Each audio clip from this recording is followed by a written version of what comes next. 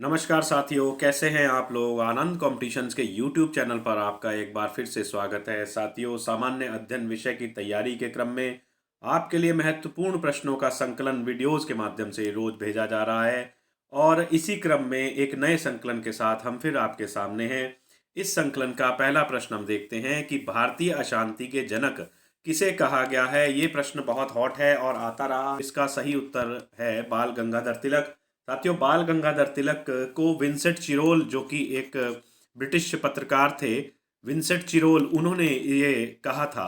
स्वराज की मांग है वो सर्वप्रथम बाल गंगाधर तिलक द्वारा ही की गई थी। और इसके अलावा जो है, जो जिसे हम गरम दल के नाम से भी जानते हैं, बाल पाल और लाल के नाम से भी, तो उनके उस ग्रुप का भी एक सदस्य बाल गंगाधर तिलक थे। और बाल पाल और लाल में अगर हम देखें तो Bal for Bal Gangadhar Tilak, Pal for Bipin Chand Pal and Lal for Lala Lajpat Rai. तो इस तरह से बाल पाल लाल भी बनता है, तो ये भी आप स्मरण रखिएगा।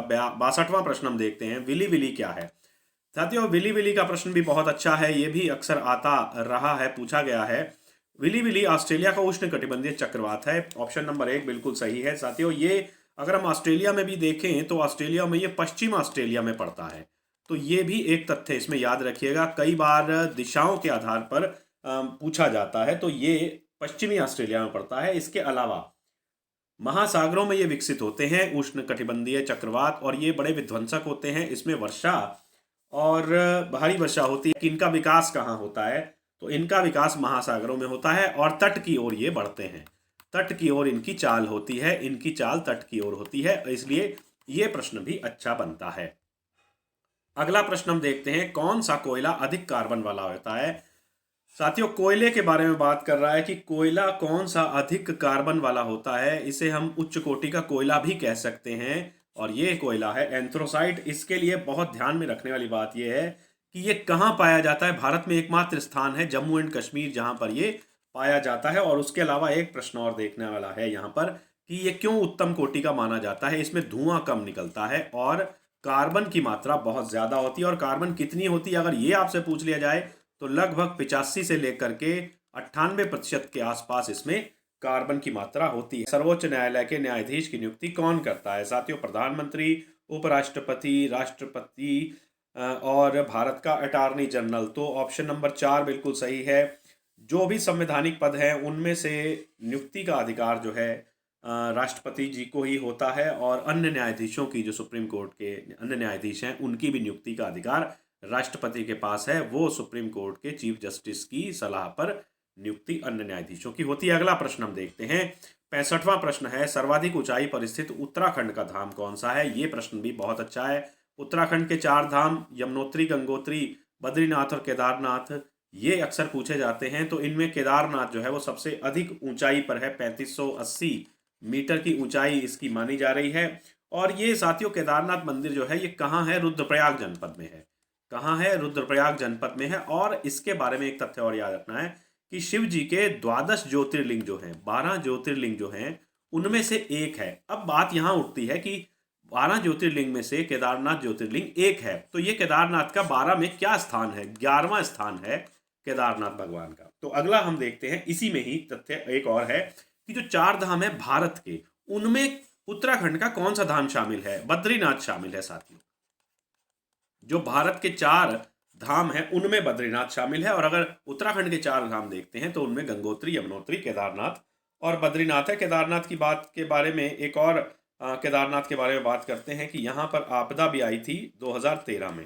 ठीक है, तो ये भी प्रश्न आपको ध्यान में रखना। अंग्रेजों द्वारा रैयतवाड़ी लागू की गई थी। अंग्रेजों द्वारा साथियों रैयतवाड़ी जो है कब लागू की गई थी, इसको हम समझते हैं। पहले तो 1802 में रैयतवाड़ी की व्यवस्था लागू की गई थी। ये भू राजस्व की व्यवस्था थी और इसको सबसे पहले मद्रास प्रेसिडेंसी में किया गया था और इसके साथ साथ बम्बई में भी किया गया था। तो इस तरह से ये मद्रास और बम्बई का ऑप्शन हमें चूज कर लेना चाहिए। इसको जो है असम में भी लगाया गया था। तो ये अच्छा प्रश्न हो सकता है। 51% भाग पर ये रैयतवाड़ी लगाई गई थी और इसको लगाने वाले थे थॉमस मुनरो।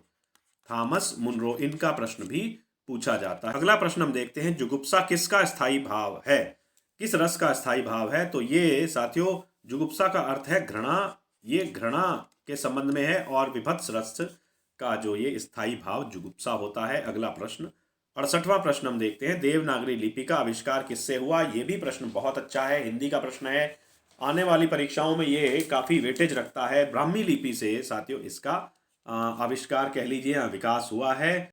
उत्तराखंड से एकमात्र ग्रैंड मास्टर कौन है? ये भी अच्छा क्वेश्चन बन रहा है, उत्तराखंड का क्वेश्चन है। परिमार्जन नेगी का नाम बहुत पॉपुलर है, परिमार्जन नेगी उत्तराखंड से तो पहले ग्रैंड मास्टर हुए ही थे।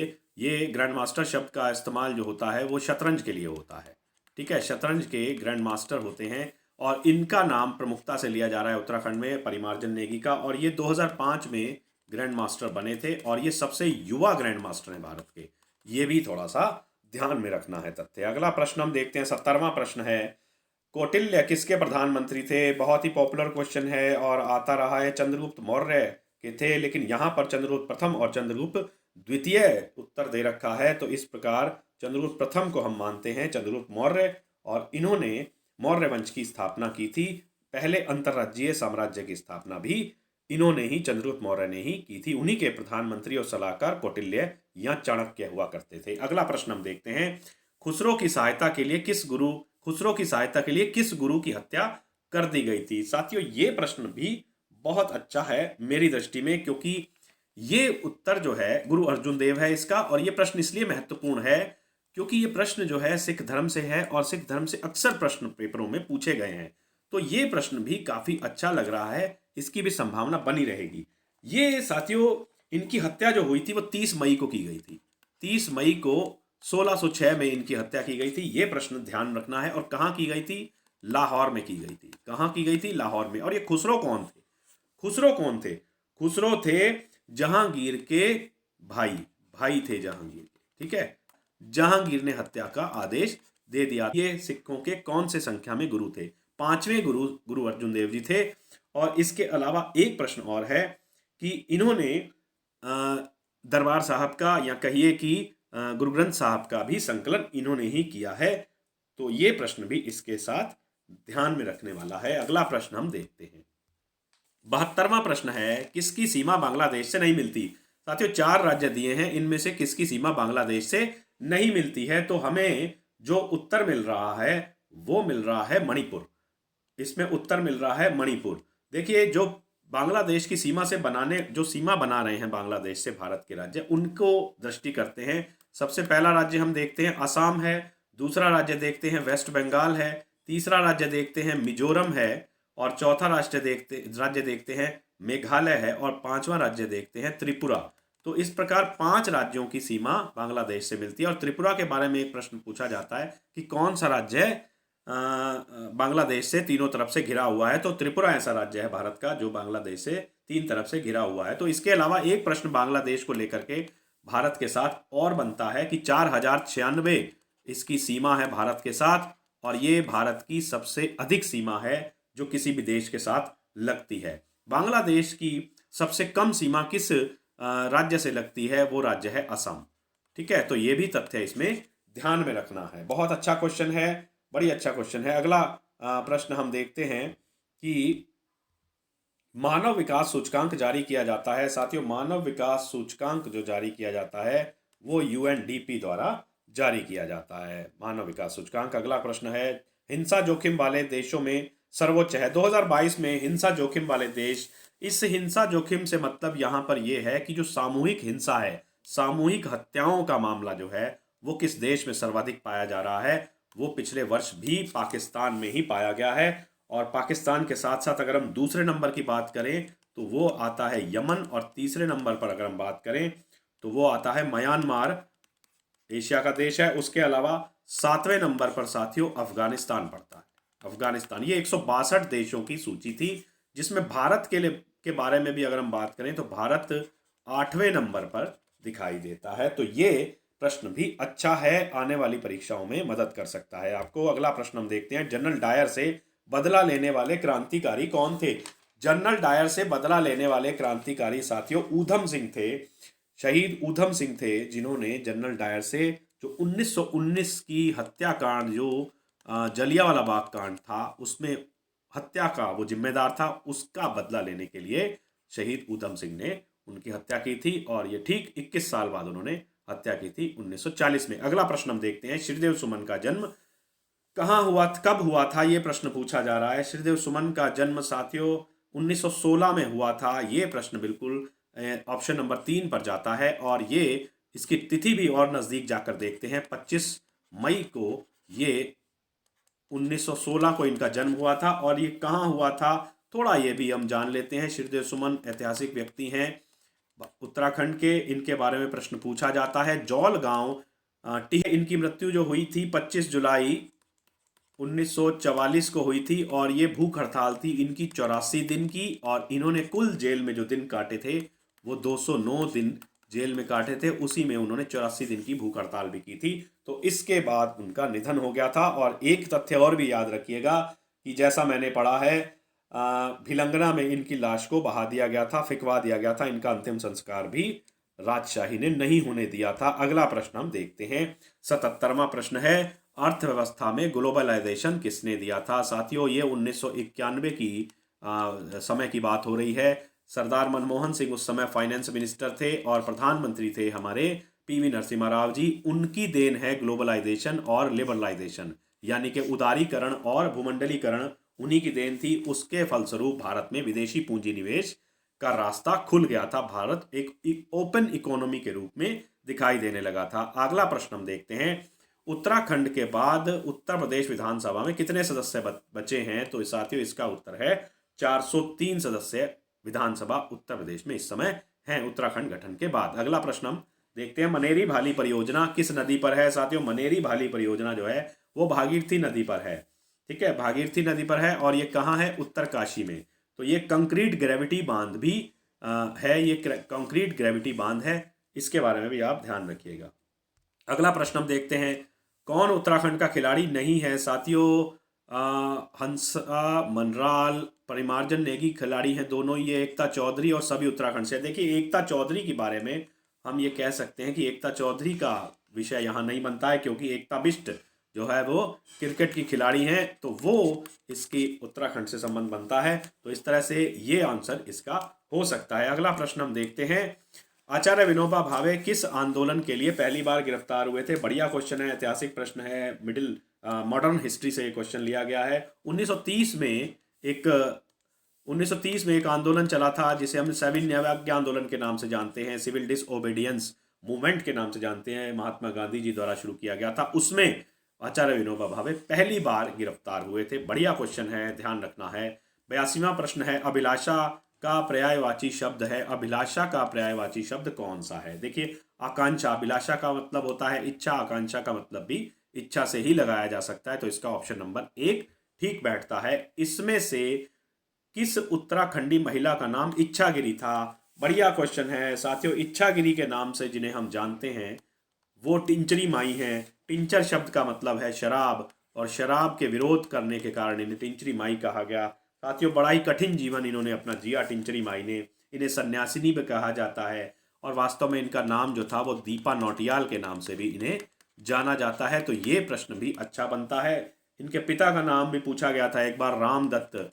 इनके पिता का नाम है रामदत्त नौटियाल, तो ध्यान रखना है ये भी। और इनका जन्म जो माना जाता है वो 1917 में माना जाता है, ये भी ध्यान रखने वाली बात है। और 17 जून को इनका निधन हो गया था, 17 जून 1993 को इनका निधन हो गया था। तो ये भी तथ्य ध्यान में रखने योग्य है। इसके अलावा ये भी ध्यान में रखिएगा कि इन्हें जो है कहाँ जन्म हुआ था इनका, मंजूर गांव में। ये भी ध्यान रखना है, मंजूर गांव कहाँ पर है, ये मंजूर गांव पौड़ी में है। तो ये भी एक बढ़िया क्वेश्चन बन सकता है। अगला प्रश्न हम देखते हैं, 84वां प्रश्न है, कृष्ण का पर्यायवाची कौन सा नहीं है।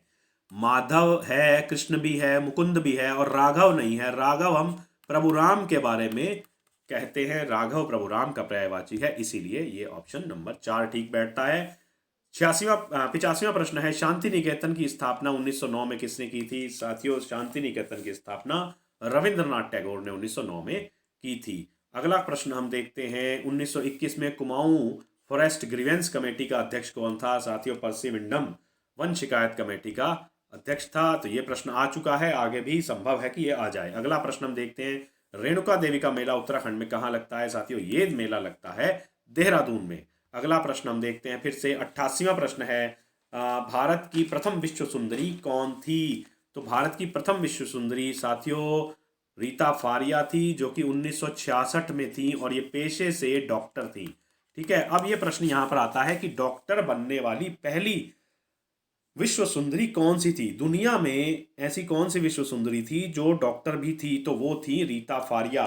इसके अलावा बाकी तीन ऑप्शन जो हैं ये भी मिस वर्ल्ड रह चुकी हैं, विश्व सुंदरी रह चुकी हैं। मानुषी छिल्लर जो हैं वो 2017 में विश्व सुंदरी रही हैं। ऐश्वर्या राय 1994 में रही हैं।